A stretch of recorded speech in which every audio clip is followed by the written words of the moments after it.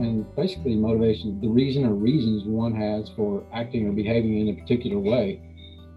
So you talk about watching people in a situation where they're uncomfortable, and our goal is to not push them outside of their comfort zone. Our goal is to help them learn how to deal with it.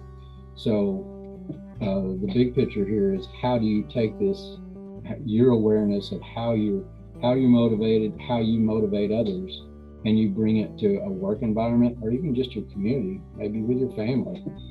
Can you get to motivate people? And there's a lot of different ways to do that. One, be willing to do anything that you would ask them to do, but you've got to prove it and you've got to practice it.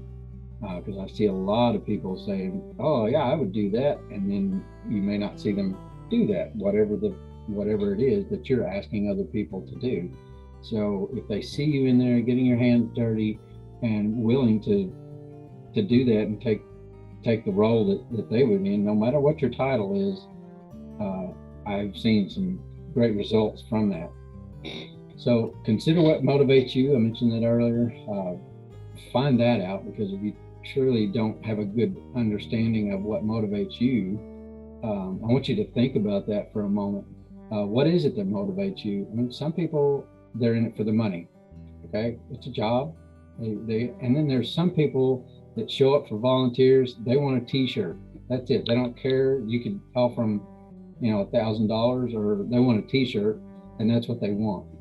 And it could be multiple things. Some people just want to be recognized. They just want recognition for being there, helping, or something. Whether it's a work situation or a volunteer situation.